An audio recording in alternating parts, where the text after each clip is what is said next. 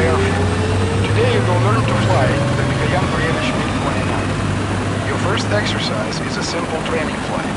This exercise will teach you to take off and follow turn points. Go ahead and throttle up your engines to forsage or afterburner. Your takeoff speed depends on the weight of your loadout, but won't be lower than 320 kilometers per hour. When you reach the proper speed, pull back on the stick and climb to around 3,500 meters.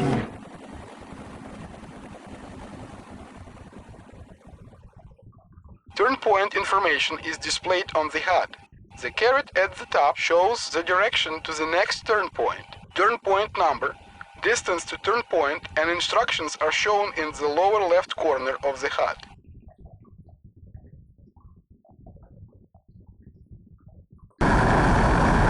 Your heading in degrees is shown in the box at the top center of the HUD. Flight information is displayed in the center and on the 4 vertical bars on the HUD.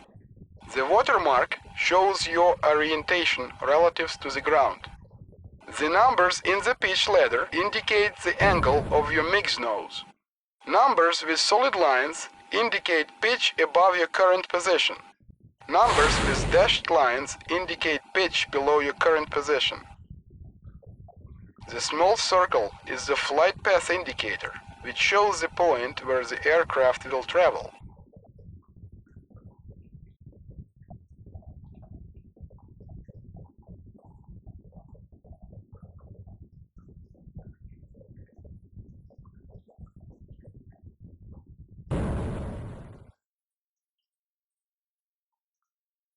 The bar on the far left is your vertical velocity indicator.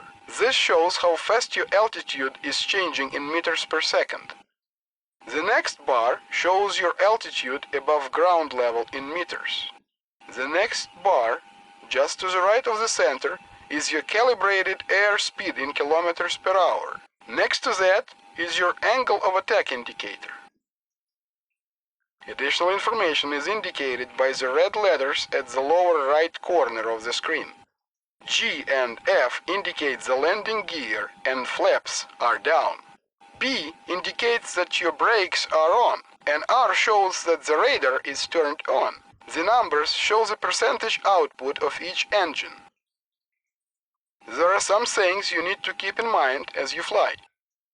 Pulling too many G's will cause all the blood to drain from your head and you will experience a blackout. This phenomenon begins around 8 G's and you will black out completely at 10. Push too many negative G's and your blood can rush to your head, causing a redout. Redouts begin to occur around negative 4 G's.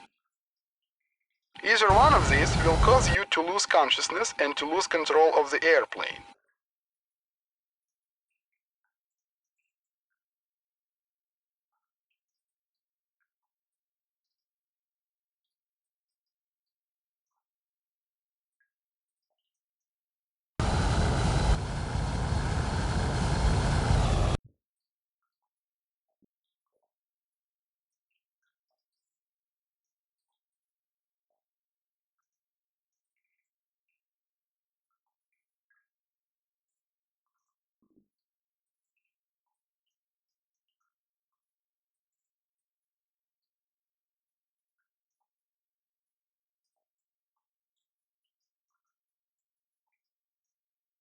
The radar screen operates in 2 modes, radar and IRST. It shows you turn points, friendly units, and hostile units. You can zoom in and out of the display to improve visibility. The radar screen has 5 different modes depending on what information you need, which you can cycle through.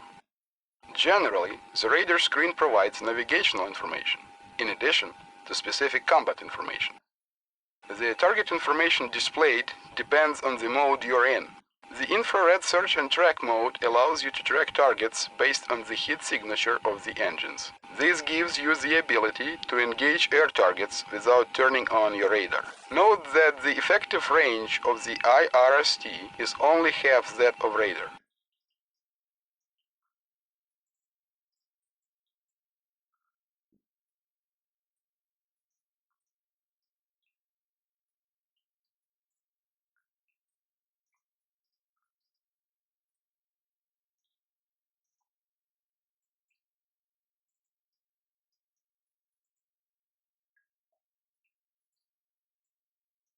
What navigational information is displayed depends on the mode you're in. Common icons include the following.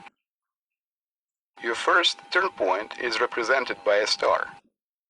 Squares are turn points where you change direction. Triangles are turn points where enemy units are assumed to be. Your final turn point is a circle. This is usually located at an Allied airbase, so you can land. Friendly units are represented as circles.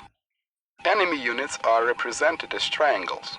Unknown units are represented as squares. SAM sites appear as a circle with a dot in the middle. The circle shows the effective radius of the SAM radar. The attitude indicator in the middle of the screen shows the rotation of your plane. It also shows your relation to level flight. As your plane climbs and dives, the ends of the attitude indicator will point towards the level flight. Flying level will show a straight line. The watermark in the lower left-hand corner shows you're heading to the next turn point. The small vertical line will be in the middle of the watermark when you're headed towards your next turn point. The radar display also shows your altitude above ground level and heading in degrees.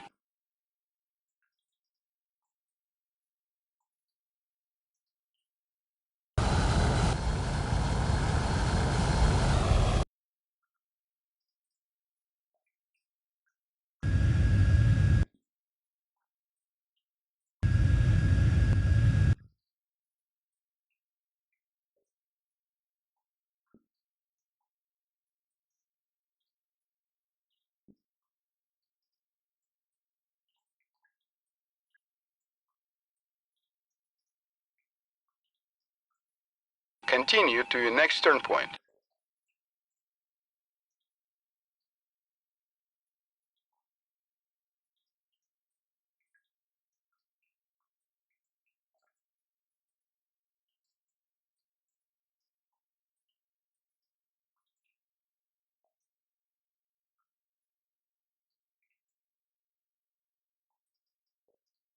Congratulations, you've reached your last turn point.